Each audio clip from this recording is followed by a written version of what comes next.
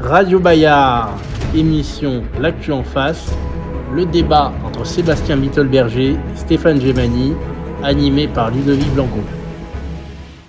Chers auditeurs, bonjour, merci d'être avec nous. Aujourd'hui, un nouveau format avec cette émission L'actu en face.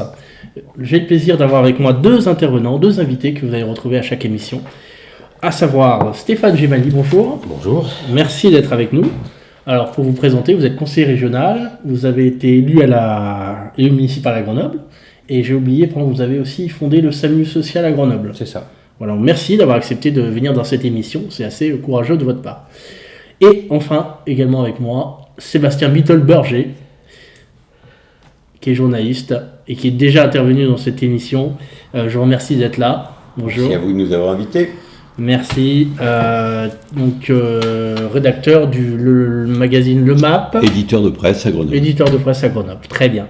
Messieurs, nous avons une actualité chargée. Nous allons parler dans cette émission. Alors, nous parlerons parfois de sujets internationaux, mais aujourd'hui, on a un sujet national. Et nous parlerons également des élections municipales. Nous sommes à un an, donc nous ferons un petit tour d'horizon. D'abord, donc, l'actualité nationale et surtout l'actualité judiciaire avec deux procès qui se sont tenus, enfin en tout cas un procès pour Marine Le Pen et pour Nicolas Sarkozy, il y a eu également une procédure en cours.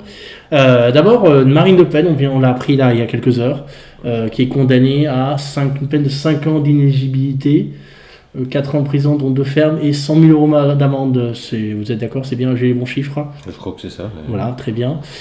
Donc forcément c'est un retentissement. L'élection présidentielle de 2027 est forcément impactée. Est-ce que c'est le gouvernement des juges, de revanche de la gauche? Allez, Stéphane Gemani, vous avez la parole. C'est la justice, tout simplement. Donc la justice a rendu son verdict. Après, chacun, en fonction de ses sensibilités, interprétera ce rendu compte. Mais bon, voilà, les faits sont quand même éloquents, et le fait qu'elle a pris cette peine de 5 ans, 4 ans, dont 2 avec un bracelet électronique et 100 000 euros. 2 ans de sursis. 2 ans de sursis, oui. Ça veut dire que pendant 2 ans, elle sera avec un bracelet électronique. Moi, voilà, je suis pas juriste, je suis pas juge.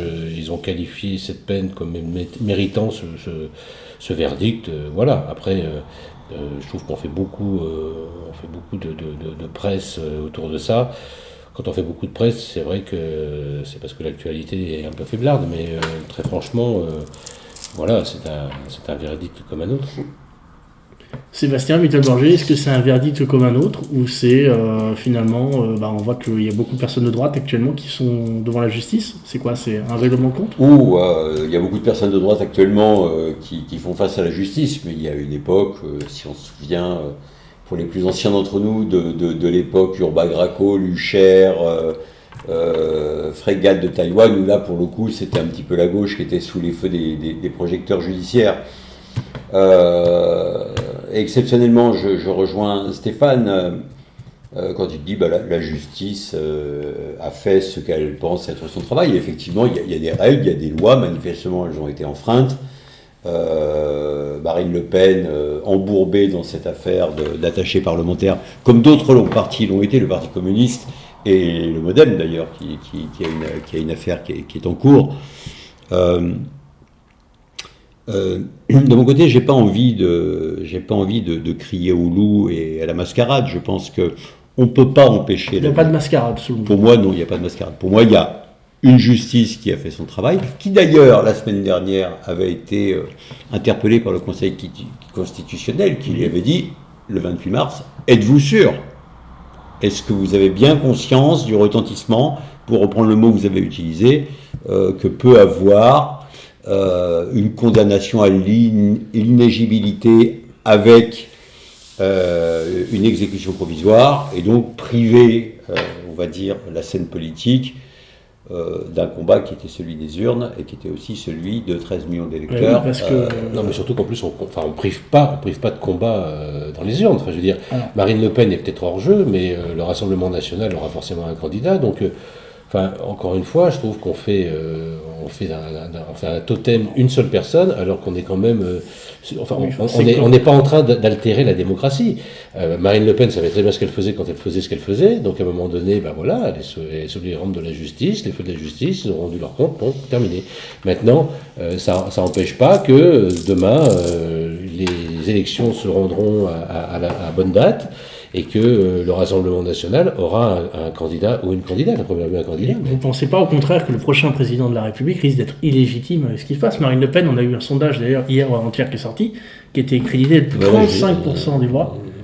Ludovic, moi je t'arrête tout de suite. Personne, il n'y a aucun président de la République, quelle que soit son obédience politique, qui soit illégitime, puisqu'il a fait face au suffrage direct. Mais l'égalité et légitimité, c'est pas la même chose. Oui, mais si, la légalité engendre la légitimité. Sinon, on n'aurait pas constitué des lois qui... Voilà, sinon on est anticonstitutionnel, on fait une révolution, enfin, on fait d'autres choses, mais c'est... Moi, je suis désolé, moi, je peux être en désaccord avec l'élection d'un président ou d'une présidente ou de quoi que ce soit, parce que ce n'est pas ma tendance, ce n'est pas ma philosophie, mais je la double et je la prends comme telle parce que, uniquement, elle a été justement légitimée par l'expression des urnes. Eh bien, ce que dit Stéphane me fait beaucoup de peine parce que je suis d'accord avec lui.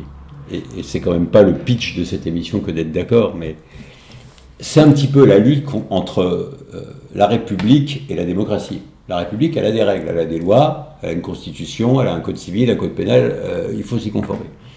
La démocratie est-elle en danger? Moi, je crois que non. Parce que, comme le disait, encore une fois, je vais essayer de me limiter à être d'accord avec Stéphane. C'est la deuxième élection présidentielle qui est interrompue par la justice. Oui, 2017, François Fillon. Oui, et au bout du compte. Est-ce que la démocratie a été en danger? Finalement, ce sont des candidats qui se sont mis en danger tout seuls. Que n'aurait-on pas dit si François Fillon avait été élu avec une procédure judiciaire grave? Ensuite, il aurait peut-être fait donc un quinquennat avec une espèce d'épée de Damoclès. C'est Netanyahou alors. Netanyahou, c'est ça. C'est exactement ça. Netanyahou, c'est le jour où la guerre ou le conflit s'arrête, ou celui-là ou un autre, dans lequel il est mêlé, il va avoir des problèmes avec la justice. En tout cas, il va avoir à répondre d'un certain nombre de chefs d'accusation devant la justice. Plus localement, c'est Sarkozy. Parce que là, on y viendra peut-être après. On va en parler, bien sûr. On y viendra peut-être après. Je crois, comme Stéphane, que non, la démocratie n'est pas en danger. C'est pas le RN qui a été interdit d'élection présidentielle, c'est Marine Le Pen. Bon, on peut penser que Jordan Bardella va être... Elle a été 2 fois au second tour de la présidentielle, c'est quand même pas rien. Je suis d'accord, mais on ne peut pas non plus interrompre la justice à chaque fois que justement quelqu'un qui doit y répondre... François Bayrou est Premier ministre, des affaires... mais j'allais y venir parce que... du Modem. Ludovic, je vous vois venir. Oui. Je vous en prie, je vous relance. Je vous vois venir. On est d'accord, c'est plus glorieux, ça tourne autour de 300 000 euros, là ça tourne sur 4 millions d'euros. Mais c'est pas la somme, c'est l'intention. L'intention est peut-être la même. Après, il est encore innocent, comme le sera Marine Le Pen. Il y a un peu plus d'assistants au RN aussi. On peut quand même, dans cette affaire, s'interroger sur un point, c'est cette histoire d'exécution provisoire, d'ailleurs qui est immédiate. Est-ce qu'il était utile d'aller jusque-là? D'aucuns pensent que oui, d'aucuns pensent que non. Bon. Mais à qui profite le crime, finalement? C'est la question que j'allais vous poser. À qui profite le crime? Dans cette affaire, plus de Marine Le Pen. Donc on peut imaginer, je pense que Stéphane ne sera pas en désaccord avec ça, que ça va être Jordan Bardella. Enfin, il y a une légitimité, le gars est président de son parti. Bon. J'entends qu'il n'est pas si légitime que ça au sein de son parti, mais ça c'est autre chose.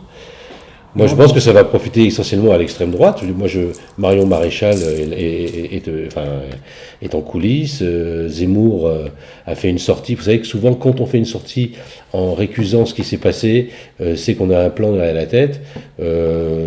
Ciotti a fait également sa sortie. Enfin, chacun. On va avoir une primaire de. On va avoir une primaire d'extrême droite. Oui, vous pouvez l'appeler la droite nationale si vous voulez. Mais moi, j'appelle ça comme ça. Très bien, oui, je comprends bien. Mais voilà, je pense que ça fait le jeu avant tout surtout d'une extrême droite qui jusqu'à présent ne pouvait pas s'exprimer parce que Marine Le Pen, les phagocytés étaient vraiment le totem légitime de tout ça.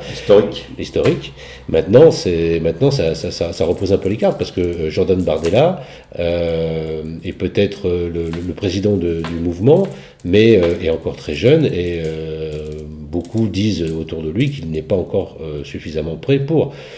Donc là, il y a une bataille rangée qui va s'orchestrer, et c'est peut-être même la droite républicaine qui est devenue une droite relativement radicale, avec un Retailleau qui peut, à un moment donné, peut-être tirer les marrons du feu. Wauquiez, non, parce que Wauquiez, il n'est pas sincère. Vous avez une dent contre Wauquiez, je crois. Je n'ai pas une dent contre Mâchoire. Non, je veux dire, vous savez, moi, j'ai rien contre les gens, j'ai contre ce qu'ils font, voilà, et je suis en désaccord avec ce qu'il fait, et je crois même que, je vais vous dire, je suis en désaccord avec la politique que peut mener un Retailleau, mais Retailleau, on ne peut pas lui enlever une certaine sincérité, ce que n'a pas Laurent Wauquiez, parce que Laurent Wauquiez fait du benchmarking pour essayer d'aller glaner un petit peu de partout et essayer d'accumuler des voix le faisant passer. Là, c'est pas du tout le même cas. Là, on a vraiment quelqu'un qui est sincère, et de l'autre côté, on a un insincère, mais ça n'empêche pas que je ne serai pas dans le camp de Retailleau et je voterai contre lui. Alors, c'est très curieux ce qu'il vient de dire Stéphane, parce qu'on parle, selon ses mots, de l'extrême droite. Moi, j'ai plutôt envie de dire de la droite identitaire pour essayer d'intellectualiser le débat, ce qui n'échappe pas à la volonté de Stéphane Gemani. On a une définition différente, c'est intéressant. Pour moi, elle est identitaire, et puis finalement, Stéphane Gemani brasse son shaker et nous sort Retailleau, qui a priori va être putativement le président des LR dans quelques jours ou dans quelques semaines, je ne sais plus. Je ne connais plus leur calendrier, face à un Laurent Wauquiez qui, à mon avis, n'est pas l'homme de la situation. Je ne pense pas que Retailleau soit... et je vous regarde avec malice. Je ne pense pas que Retailleau soit le candidat de la droite identitaire, autant dire de ce que vous appelez l'extrême droite, mais pour le coup le candidat des LR. Donc est-ce que les LR sont l'extrême droite? C'est peut-être un autre débat pour une autre émission. Mais je reviens à ma petite marotte. Pour moi, le grand gagnant de tout ça, ça va être le candidat de la majorité sortante de la majorité présidentielle. Parce que vous l'avez dit, Ludovic, Marine Le Pen, quand même, il y a du métier, il y a un savoir-faire, elle est habituée aux grands matchs, on va dire, aux grands matchs comme présidentiel. Bardella, non, moi je suis d'accord avec toi, Stéphane, je pense que Bardella n'est pas l'homme de la situation. Et pour autant, s'il y a une primaire à l'extrême droite, on verra. Donc ça rejoint ce que je dis finalement, c'est que finalement... le RN, c'est pas que Marine Le Pen qui est pénalisée, c'est tout ce courant de droite identitaire. Non, parce que je pense que ça dépend. Si Bruno Retailleau est le candidat de la droite et qu'il arrive à se hisser au second tour de la présidentielle, rassurez-vous, l'extrême droite est représentée du coup. On n'a même plus besoin d'avoir un candidat. Sarkozy 2007. On n'a même plus besoin d'avoir un candidat de la droite identitaire si Retailleau est le candidat qui atteint le second tour à la présidentielle. Retailleau, c'est la droite identitaire pour vous. Ah oui, Retailleau, c'est une droite forcément identitaire, mais c'est une droite identitaire qui... c'est sa filiation avec la Vendée, Philippe de Villiers, tout ça. Mais oui, peut-être. Alors peut-être qu'il y a cette culture-là qui vient de là-bas, parce que c'est vrai que c'est ancré sur le territoire, mais c'est quelque chose dont il s'est émancipé, on le voit, parce qu'il voit terriblement que la droite dite républicaine, qui, à mon avis, a fini avec cette notion-là, a tout intérêt à s'émanciper de cette notion républicaine et de dire véritablement ce qu'elle est. Bruno Retailleau, comme je vous l'ai dit, c'est quelqu'un avec qui je ne partageais, mais il a une sincérité dans sa conviction. Et dans sa conviction, ce type-là, justement, ces derniers temps, a eu tendance à aller glaner sur les terres du Rassemblement national et au-delà.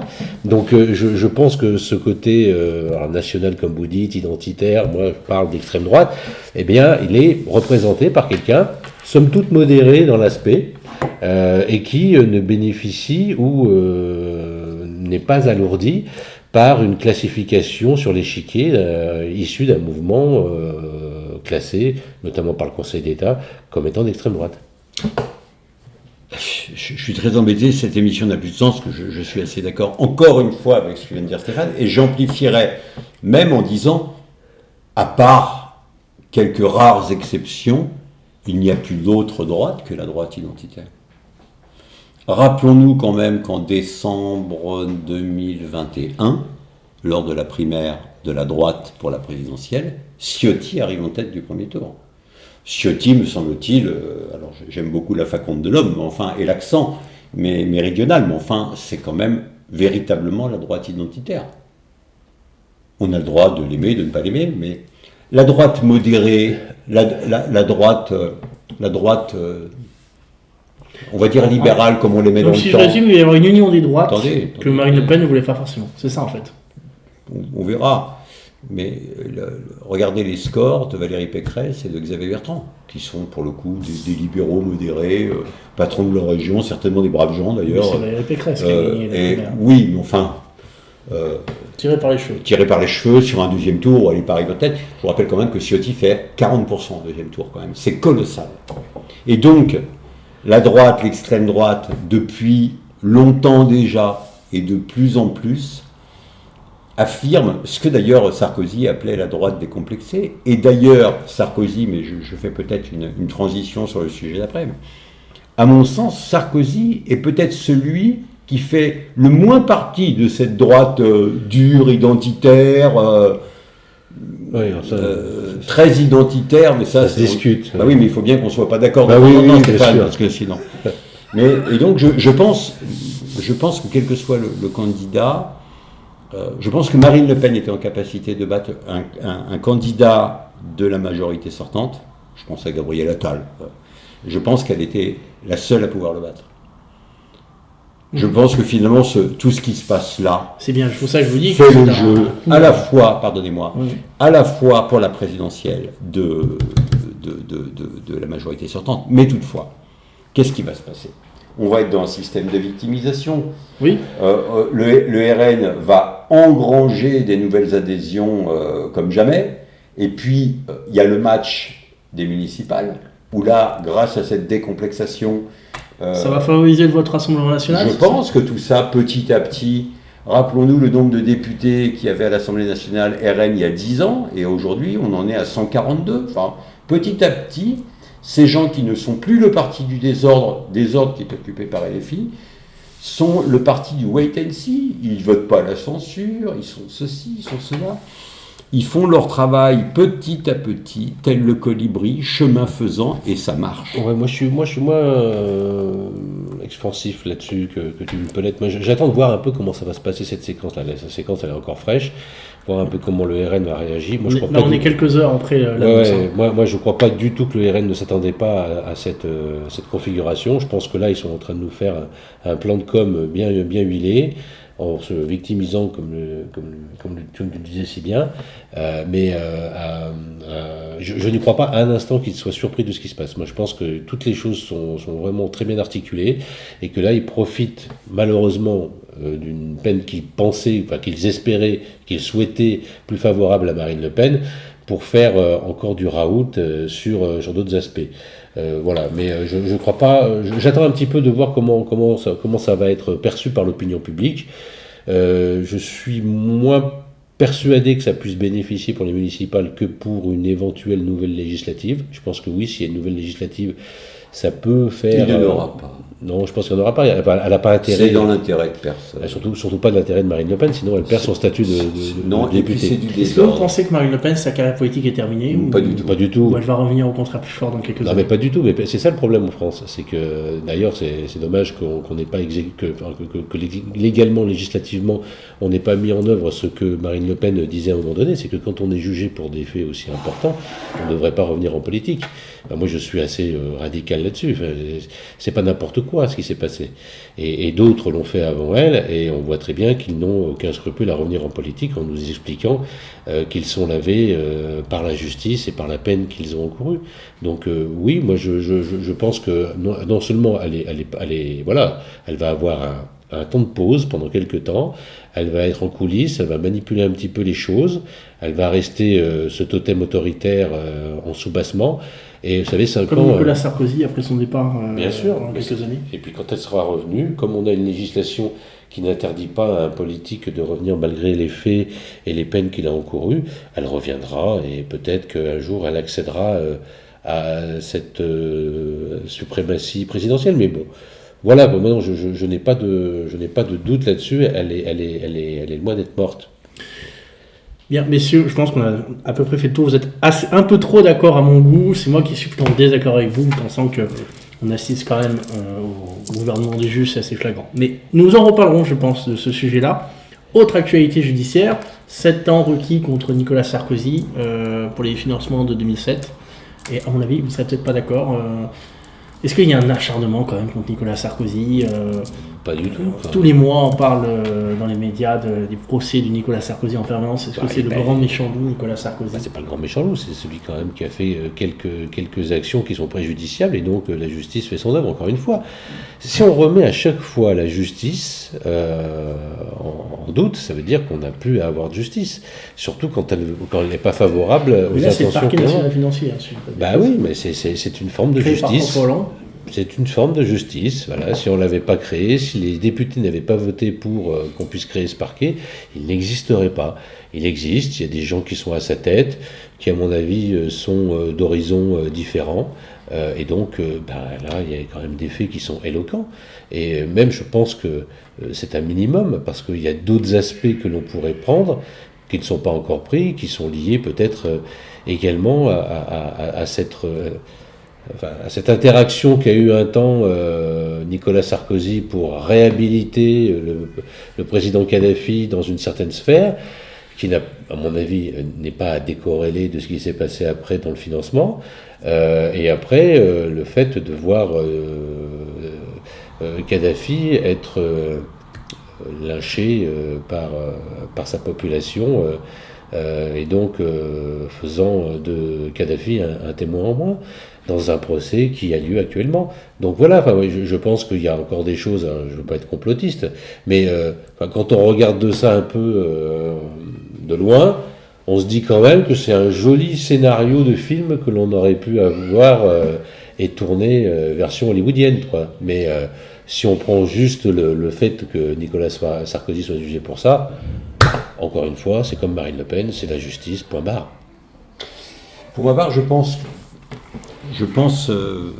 alors je suis très content parce que là je ne suis pas du tout en accord avec Stéphane.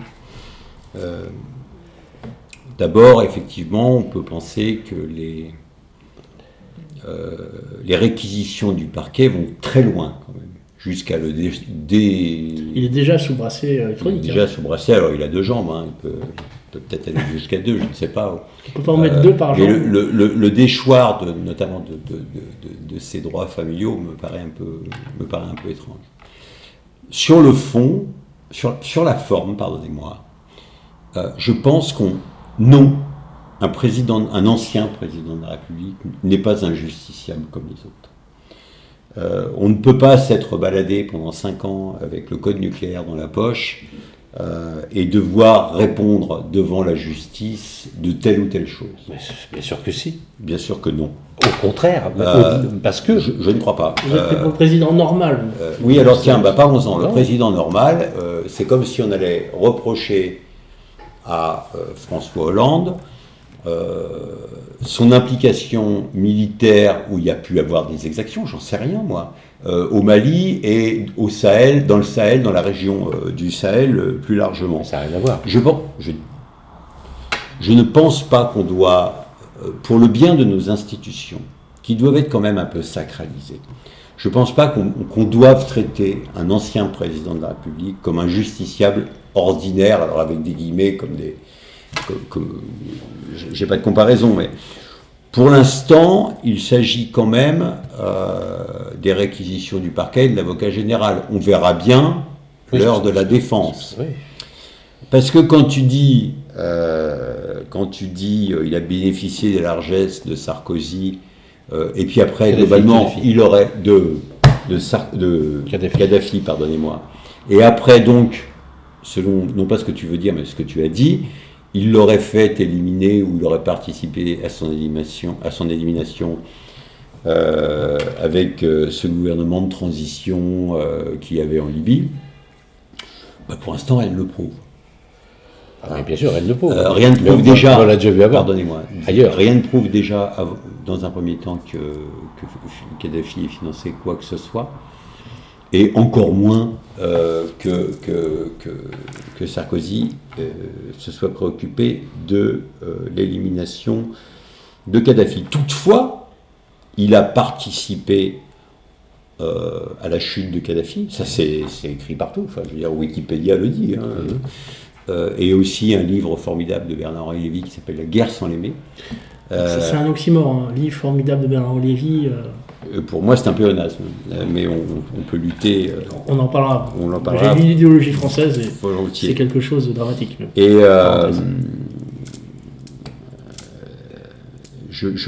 effectivement, donc Nicolas Sarkozy et donc la France a participé à la chute de Kadhafi, et à l'époque, il me semble qu'on en était un peu fiers. Moi, j'ai un avis très partagé quand même sur la chute moi aussi, de tous ces gens, quand on voit ce qu'il y a derrière. Mais enfin, à date, la France donc a participé à la chute de Kadhafi.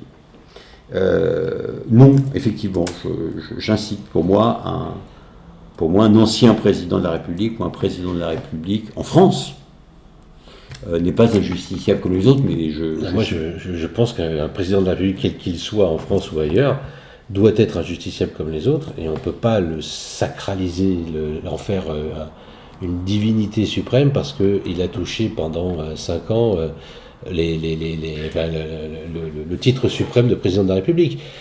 Quand il a fait des exactions comme c'est prouvé par rapport à ce qu'a fait Nicolas Sarkozy, il mérite une peine telle qu'il la mérite, point barre. Après, voilà, moi je suis en désaccord. Quand on voit ce qui se passe dans les pays nordiques, en Finlande, quand même il se trompe à l'achat de quelques viennoiseries avec la carte qui ne leur était pas destinée, mais qui est la carte du ministère, les gens déposent leur démission. Et nous, on peut aller comme des fous sur certaines choses, voilà. Et puis je ne comparerai pas ce qu'a pu mettre en place en tant que président de la République c'est pas une autre extrême, c'est pas une autre. Quand on est élu de la République, quelle que soit la République, on est représentatif et on doit être un exemple. Là, vous pensez que c'est un exemple de ce qu'a fait Nicolas Sarkozy ? Non. Moi, je ne mettrais pas dans le même bassin une démarche d'un homme politique qui en tant que chef des armées, comme l'a été également François Hollande, est allé au Mali. On peut contester ce qu'il a fait au Mali, mais il n'a pas fait de malversation à côté et il n'a pas fait en sorte que le président malien vienne déposer sa tente à l'Élysée pour pouvoir après peut-être avoir un financement occulte pour une campagne présidentielle. Il n'a pas fait ça. Il a peut-être fait une erreur. Moi, je ne pense pas. Mais il a peut-être fait une erreur. En tout cas, on peut lui rendre grâce que sur les sous-marins nucléaires, il ne les ait pas vendus à Poutine, parce qu'on serait peut-être dans une autre situation à l'heure actuelle. Donc voilà, ça c'est des décisions qui sont faites par un politique et politique. Ça n'a rien à voir avec des apports personnels que quelqu'un a pu faire en créant des émoluments et des interactions avec un chef d'État pour avoir des avantages par ailleurs. Alors quand Kadhafi vient effectivement de façon ubuesque planter sa tente dans les jardins, je ne sais pas si c'est l'Élysée ou... L'Élysée, ouais. Il y avait en face la volonté d'une démarche commerciale de la part du gouvernement français, de la part de la France. Ouais, enfin, bon, donc l'émissaire de tout cela, c'était effectivement Nicolas Sarkozy, comme d'autres présidents ensuite, avec d'autres pays, d'autres nations, ont tenté de vendre des Rafales, mais alors là, pour le coup, on n'y arrive jamais, des navires, de la logistique et parfois des sous-marins. Je pense que c'est le rôle de tout chef d'État que de faire du commerce avec les forces étrangères. Effectivement, ensuite, ça s'est retourné un petit peu contre... Il aurait fallu peut-être quand même qu'il règle un peu le problème lié à l'attentat qu'avait mis en place Kadhafi sur des familles françaises, avec le fameux avion qui s'était écrasé. Enfin, je te rappelle quand même que Yasser Arafat a été... on lui a décerné un prix Nobel de la paix. Quand même. Oui, mais c'est pas parce qu'on a décerné un prix Nobel de la paix on l'a aussi accordé à Barack Obama, il me semble. Oui, alors lui, c'est formidable parce que Barack Obama a eu le prix Nobel de la paix en arrivant au pouvoir. Oui, alors qu'il n'avait rien fait. Non, mais là, vous êtes en train de faire des digressions pour pas parler du thème. C'est faux. Si nous accuse d'éluder le sujet, et vous éludez le sujet, nous n'éludons pas. Vous êtes en train de j'espère de tout cœur. J'espère de tout cœur que Nicolas Sarkozy, dans cette affaire du financement libyen, sera en partie lavé de tout chef d'accusation et de tout soupçon. Eh bien moi, je demande que la justice fasse son boulot, et si ça doit être le cas, eh bien la justice aura rendu son En boulot. d'autres temps, j'aurais dit Gémani, c'est l'abbé Pierre, mais on ne peut plus. Non, on ne peut plus, non, c'est pas une très bonne idée. Eh bien, nous verrons ce que dit la justice, non pas pour l'abbé Pierre, parce que je crois que le sujet est déjà un petit peu chargé.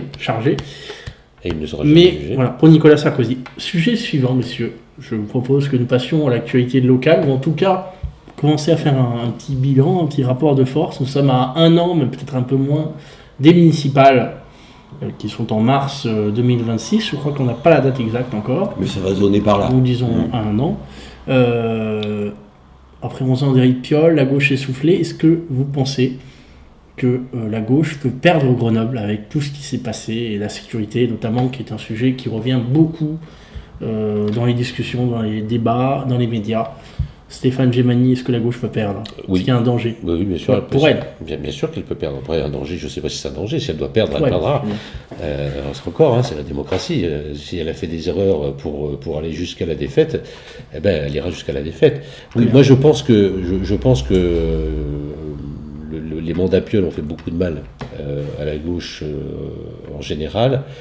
Et à celle qui est en train de soi-disant se préparer en particulier, parce qu'elle n'arrive pas à se renouveler, elle n'arrive pas à se remettre en question, et elle doit se remettre en question sur pas mal de choses, parce qu'elle est encore pas forcément dans une volonté de vouloir faire de la politique, mais plutôt faire du clientélisme, et du clientélisme par secteur géographique, toujours avec les cartes électorales, en sachant qui vote et qui ne nous intéresse pas forcément et qu'on préférait ne pas voir voter. Donc oui, je pense qu'il y a un vrai problème. Moi, ça fait des années que je soulève le problème qui est lié à la sécurité, parce que pour moi la sécurité, quand on est de gauche, la sécurité c'est la première des solidarités, parce qu'elle impacte dans un premier temps les personnes qui sont justement les plus isolées et les plus impactées par d'autres faits sociétaux et sociaux. Et donc en ne faisant rien sur ces aspects-là, bon, on les rend encore plus vulnérables, et on voit très bien qu'en plus ça gagne du terrain sur des quartiers qui étaient soi-disant à l'époque plus huppés que les abords. Plus tranquille peut-être. Voilà, on peut dire ça comme ça. Mais c'est pas pour ça que le maire actuel, Éric Piolle, avec qui j'en ai discuté, parce que on a discuté justement à un moment donné pour savoir si on pouvait faire des choses en commun. Moi, la première question et la première chose dont je lui parlais, c'était la sécurité, et j'ai vu qu'il n'y avait pas de volonté de le faire. Pas de volonté, alors je ne sais pas si lui ne croit pas du tout en ça, mais en tout cas, il ne voulait pas affoler une frange de sa majorité qui, elle, est vraiment dogmatique sur ce plan-là. Moi, je suis non seulement pour la sécurité à Grenoble, parce que dans le dernier mandat d'Estrou, je faisais partie de la commission qui s'occupait de leur mise en place de la vidéosurveillance.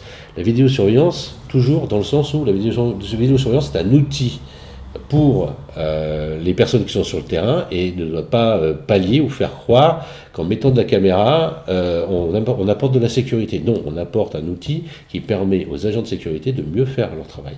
Donc il faut d'abord avoir des humains sur le terrain, c'est-à-dire multiplier par 2 le nombre de policiers municipaux, et qu'ils aient une formation différente, avec l'armement de la police municipale, avec tout un tas de choses qui sont périphériques sur les moyens qu'ils peuvent avoir, et les interactions qu'on peut avoir également avec la gendarmerie et la police nationale, parce que n'importe comment, si on n'arme pas la police municipale, on peut pas faire les mêmes missions, et on peut pas les faire en symbiose avec ces agents de l'État qui sont les gendarmes et les policiers municipaux, les gendarmes et la police nationale.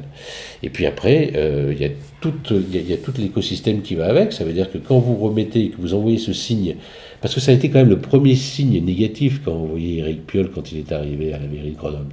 Il a dit: je vais revendre des caméras de vidéosurveillance. Et c'est le premier signe, parce qu'il ne pouvait pas les revendre n'importe comment. Mais c'est le premier signe qu'il a envoyé. Et bien là, le signe doit être contraire. Il voulait vendre avec Christian Estrosi, je crois, c'était ça. Oui, voilà. Et puis après, Julien Paula, qui était devenu maire, a dit: moi, si tu veux, je t'en achète.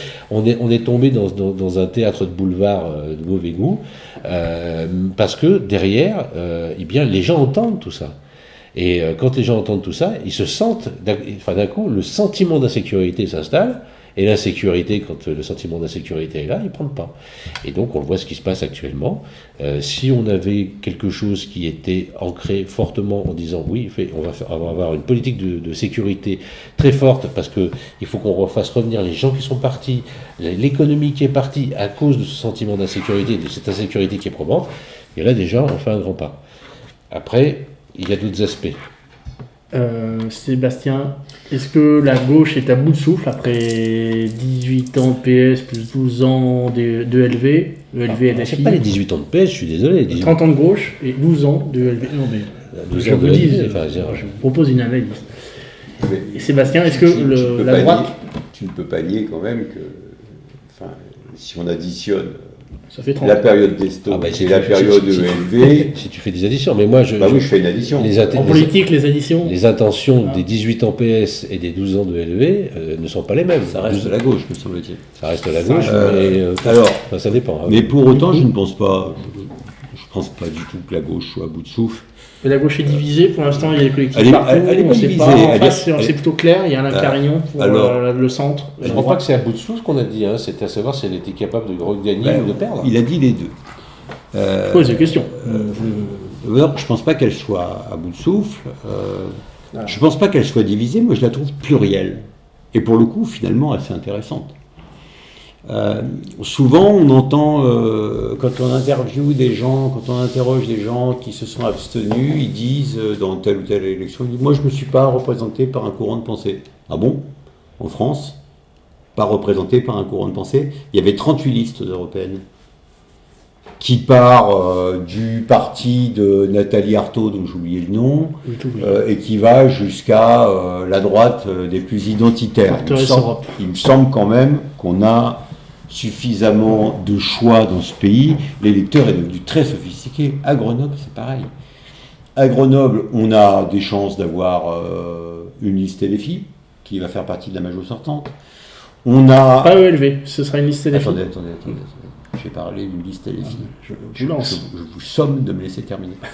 Il y aura une liste certainement ELV++, qui sera vraisemblablement conduite par Laurence Ruffin, parce que si elle n'est pas conduite par Laurence Ruffin, on se demande ce que cette femme serait venue faire dans cette aventure, si c'était, alors qu'elle ne fait pas partie de la majorité sortante, si c'est pour n'être rien au bout de ligne. On va voir là... Pour l'instant, il y a 3 personnes qui sont désignées. Oui, non, mais il y a un moment... Triumvirat. Non, mais vous êtes d'accord qu'il y a un moment, il n'y a qu'un seul nom qu'on met dans l'urne. Oui, il n'y a pas une triplette de Belleville. Il semblerait que Laurence Ruffin tienne d'accord. Il semblerait que ce soit Laurence Ruffin. Qui est la sœur de François Ruffin. Parce que si c'est pour mettre quelqu'un qui n'est pas issu de la majorité sortante, pour la mettre avec 2 personnes qui sont issues de la majorité sortante, pour ne pas choisir celle qui n'est pas issue de la majorité sortante et qui a un avantage, c'est qu'elle... Je parle de Laurence Ruffin, et qui a un avantage, c'est qu'elle peut représenter une des 2 listes sortantes sans pour autant être en devoir d'inventaire. Elle n'a pas, à justifier du bilan de la mairie, même si. Et puis, on a les socialistes PSPP, je dis une bêtise, on a les socialistes qui, jeudi, le 3 avril, vont désigner leur tête de liste. C'est pas un chef de file, c'est une tête de liste. 3 noms sont sortis du chapeau, que sont Amandine Germain, actuelle conseillère départementale de l'opposition à Grenoble, en Isère, pardon. Élu à Grenoble, sur un canton Grenoble. Élu sur un canton à Grenoble, vous avez raison de le préciser. Stéphane Gémeny. Oubliez-moi, c'est... Ah non, mais tu es dedans. Moi, je suis dedans, mais pour le débat. Non, mais tu es dedans. Je suis dedans, mais... Imaginons une surprise. Imaginons Stéphane Gémeny. Non, mais ça n'arrivera pas, C'est plié, c'est le... Attendez, je n'ai pas cité le 3e quand même, qui est Maxime Gonzalez, qui est enseignant, qui a 34 ans, et qui est sur une ligne... Il est où, Maxime Gonzalez? Alors, Maxime Gonzalez, il est sur une ligne PS progressiste. Moi, je pense effectivement que Amandine Germain est sur un PS très à gauche. D'accord. LFI, ELV compatible, mais très à gauche. Et je pense que Maxime Gonzalez représente justement un parti socialiste plus traditionnel, on va dire. En tout cas, c'est mon opinion. Et puis, on a Stéphane Gemani. Ici présent. Et moi, Stéphane Gemani, qui a la modestie de nous dire, mais non, je ne ferai pas partie du game, je suis modeste, je ne suis rien. Ça fait 30 ans, vous savez, Ludovic, ça fait 30 ans que Stéphane Gemani nous dit cela. Aux dernières législatives, il a quand même fait ses 8%, je crois. 9 à Grenoble. Ouais. 9 à Grenoble, c'est quand même pour quelqu'un qui n'est rien, mais qui est là à chaque élection. Il faut lui rendre cet hommage, parce que c'est très courageux. 9 avec quelle étiquette c'était J'ai pas d'étiquette, je suis parti... c'est pas mal. Il y avait une étiquette en solde. Oui, et apparemment 9%, c'est bien pour quelqu'un qui est en solde. Oui. Qui est en solde. Ça fait 18 plein tarif. C'est ça. Donc il a fait une belle campagne.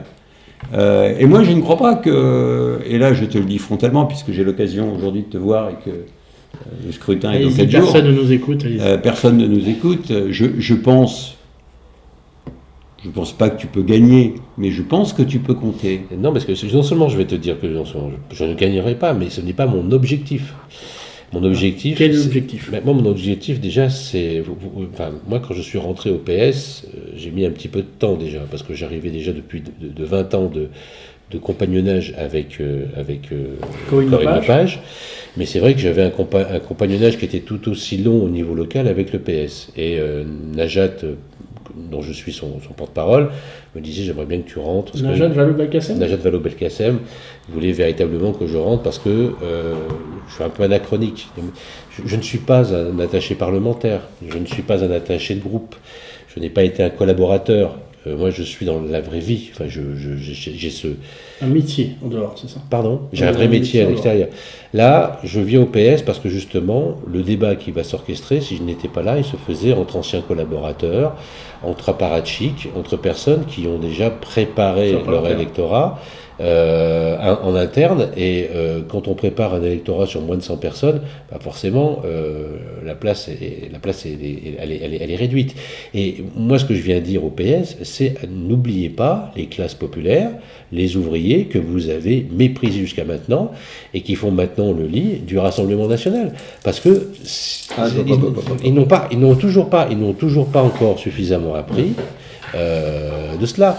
Moi, je veux bien qu'à un moment donné, on soit toujours après les techniciens, mais ces techniciens-là ne voient la vie que par une petite lorgnette, qui est celle de leur bureau, dans lequel ils traitent des dossiers, parce qu'on leur a assigné des lettres et des missions liées à ces lettres. Moi, à un moment donné, je veux que ces personnes-là puissent prendre en considération ceux qui sont dans la vie du quotidien. Et je ne suis pas sûr que les personnes qui candidatent et qui seront nommées soient véritablement plus emprunts de cette réalité. Non, ils savent gérer un parti, ils savent manipuler les électeurs en interne et les militants. Voilà. Après, on n'est pas d'accord, peut-être. Ludovic, merci de me réveiller quand Stéphane aura terminé sa litanie. Non mais toi tu aimes bien les apparatchiks, tu aimes bien les gens de cabinet. Il aime tout le monde chez ma Je vais plus les gens de cabinet, les apparatchiks. Je vais préciser plusieurs choses. D'abord, Stéphane a plusieurs fantasmes. Je dis bien des fantasmes. D'abord, l'extrême droite, ça c'est important. Et puis, on n'a pas parlé encore. Et puis, comme il a d'ailleurs, et c'est tout à son honneur, et on ne le remerciera jamais assez, créé le SAMU social à Grenoble, il a une obsession pour les plus défavorisés. En revanche, cette espèce de raccourci que tu fais en permanence, comme quoi l'électorat de la droite que tu situes à l'extrême droite serait forcément les plus défavorisés d'entre nous, tu te trompes. Il y a beaucoup de cadres, il y a beaucoup de commerçants, qui ne sont pas du tout défavorisés, qui votent extrême droite. Pour des raisons qu'on peut imaginer. Mais les ouvriers. La deuxième chose, je trouve que tu as assez parlé. La deuxième chose, d'abord, c'est pas faux. D'abord, arrêtons un peu avec les ouvriers. On serait étonné du nombre, étonné chez Arkema et chez Mancorex peut-être du nombre de militants CGT qui finalement votaient Rennes quand la possibilité leur est donnée. Il y en a plus qu'avant. Il y en a plus qu'avant, nous sommes d'accord. Après, il y a une autre notion qui m'a empêché de m'endormir pendant le propos de Stéphane, c'est la notion d'apparatchik et la notion de système. Stéphane, tu es l'incarnation du système. Tu as toujours fait partie du système, voire de tous les systèmes. Et d'ailleurs, ce qui est formidable avec Stéphane, c'est sa longévité. L'autre jour, en vieil homme de presse que je suis, je redépoussiérais, sorti du grimoire et du grenier, de vieux magazines, l'essentiel. Je crois qu'on ne parle pas du même système. De l'essentiel qui était... Le système Carignon, il y a non, pas partout. non, il y a plusieurs systèmes. Moi, je parle de la sphère politique. Et dès 1904, dans les années 2000, donc, tu étais tellement jeune, dans les années, il était déjà dans la presse, hebdomadairement, aux côtés de Michel Destot, aux côtés de Mathieu Chalussy. Tu as toujours fait partie du... Mais je ne critique pas ça. Ah, c'est vrai que je vous ai toujours connu. Ce que je critique chez toi, c'est que tu critiques le système, tu en fais partie comme pas, moi. Non, là tu fais... non, je suis désolé, tu parles d'un système... Tu parles en fin de compte de l'écosystème grenoblois dans lequel, oui, j'ai eu ma place et que... Et que tu as toujours, tu as fait 8% il y a moins d'un an, 9%. Très bien, je te parle de celui qui est en coulisses, de celui qui va adouber les collaborateurs, qui va adouber les personnes... Tu as peut-être un nom au bout de ce que là tu... Tu en as cité quelques-uns tout à l'heure, je te laisserai les reciter, mais j'en ai d'autres, non, oui, effectivement, il y en a plein d'autres. Il y a un nom dont vous n'avez pas parlé, c'est Alain Carignon quand même, Ah tiens, qui est en position depuis 6 ans, qui a fait son retour en 2020, et c'est un petit peu un des sujets de la gauche, qui hante la gauche. Peut-il le reprendre, peut-il faire son retour à la tête de la ville? À partir du moment que j'ai dit tout à l'heure que la gauche pouvait perdre, ça veut dire qu'Alain Carignon peut gagner. Hein. Vous pensez à Alain Carignon? Je pense qu'Alain Carignon... Enfin non, vous me parlez d'Alain Carignon, vous me dites est-ce qu'il peut gagner? Je dis à partir du moment que la gauche peut perdre, Alain Carignon peut gagner. Enfin, il faut être sérieux, Alain Carignon, c'est déjà un socle électoral à 27%. Alors, ils ont d'où ce chiffre, 27? Pourquoi 27? Parce qu'il a fait 25 à la dernière, on peut imaginer quand même, sur son nom. Ouais. Il a fait... Au second tour. Hein. Sur son nom, et grâce au soutien du mouvement... Sur son nom, arrêtez de... Il a un mouvement politique derrière lui, il fait pas que Bien ça. sûr, mais j'allais y venir, mais c'est de notre terreau. Et c'est d'ailleurs un rapprochement qu'on peut faire avec l'intention de certains, c'est de faire une soi-disant congrégation citoyenne, dont je doute, hein, parce qu'à un moment donné, les gens... Congrégation citoyenne. Oui, les fameuses associations de je ne sais pas combien de personnes issues de la citoyenneté, de mouvements différents, etc. Là tu parles du...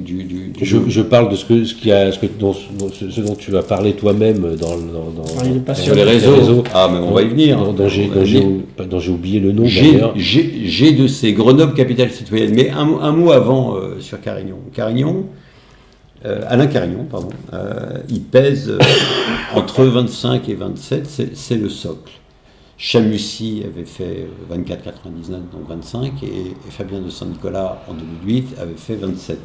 Donc on peut imaginer, sans être un grand comptable politique, que globalement le socle de la droite, il est à 27. Il est à 27 déjà Saint-Nicolas ouais. Oui. Je pense que, compte tenu d'un certain nombre de paramètres, vous parliez tout à l'heure d'essoufflement de la gauche, je dirais d'essoufflement des responsabilités, parce que c'est quand même Michel Destot, il a quand même fait 19 ans de mandat, c'est énorme.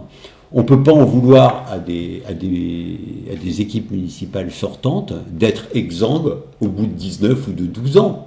C'est normal, il y a une lassitude, il y a une usure. Il faut faire face aux problèmes.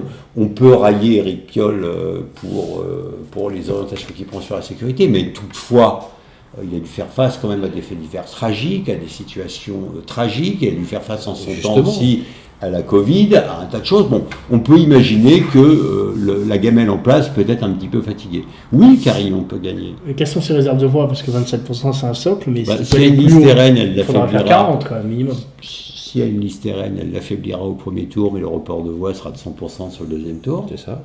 Et je dis bien de 100%, parce que le vote RN est un vote qui se mobilise. Donc 100% si cette liste fait moins de 10. Ouais, mais si elle fait 10, si elle fait moins de 10, ça fait quand même 10% qui retourneront dans l'escarcelle de M. Carignon. Donc nous voilà à 35-36. Suffit, alors, vous allez me dire, non, vous n'allez pas me le dire. Il y a Hervé Gerby. Il y a Hervé Gerby. Bon, il l'a pas dit, pardon. Mais... Hervé Gerby, donc je pense que c'est Hervé Gerby qui se situe et qui a fait un galop d'essai tout à fait respectable sur la partielle. Qui situe sa colonne vertébrale politique entre Édouard Philippe et Michel Rocard. C'est malin, c'est pas con, ça peut drainer un électorat de premier tour, à mon sens, et s'il entend ce que nous sommes en train de dire, il m'en voudra peut-être, mais à mon sens, il drague un électorat centre-droit qui au deuxième tour retombera dans l'escarcelle d'Alain Carignon pour partie. Pour partie, ça peut créer aussi un vote, un petit bout à gauche, un petit bout d'abstention, mais à force faiseur de roi. À force d'additionner des chiffres, en ce moment, moi j'aime dire qu'il faut laisser Word de côté et ressortir Excel. À force de faire des petites additions de ce type, ça peut gagner. Ça peut gagner. On ne sait pas où va se situer le vote de la majorité présidentielle. Pour l'instant, il n'y est pas.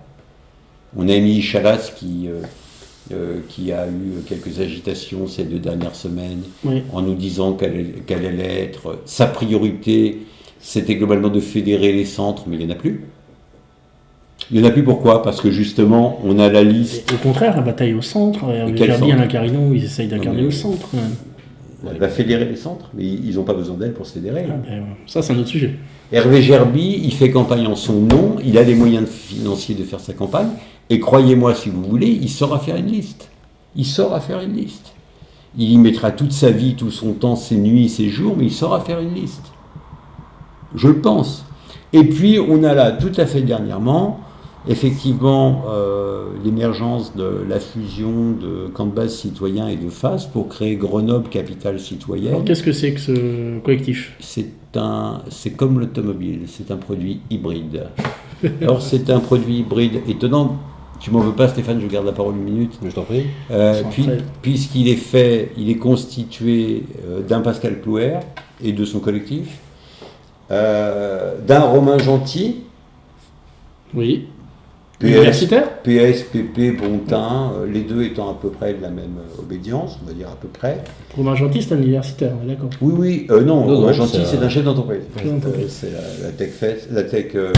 La Tech, la New Tech. Pardon, je suis confondu. Pardonnez-moi, conférence de presse la semaine dernière, mercredi dernier, quelle n'en fut pas ma surprise de constater que sur la photo était venu s'ajouter Maxime Gonzalez, donc ça dit des choses. Quand même.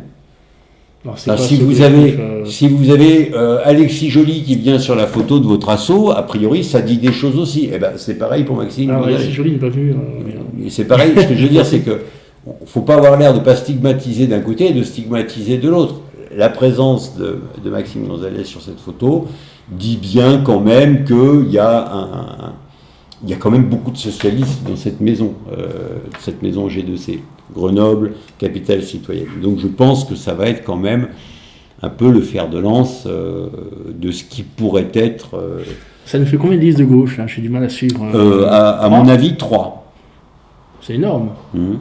D'accord. Donc Alain Carignon va être en tête au premier tour si on continue comme ça. Non, parce que la conversation que nous sommes en train d'avoir est une conversation qui a lieu 1 an avant le premier tour des municipales. D'ici là... De l'eau aura coulé sous les ponts ? De l'eau aura coulé sous les ponts. Eh bien, je pense que nous en reparlerons. Merci, messieurs, pour cette première animée, passionnante. J'espère, chers auditeurs, que cet entretien vous aura plu. N'hésitez pas à nous suivre, à vous abonner, à relayer cette émission que nous allons essayer de reproduire le plus régulièrement possible pour être au plus près de l'actualité. Merci. Au revoir.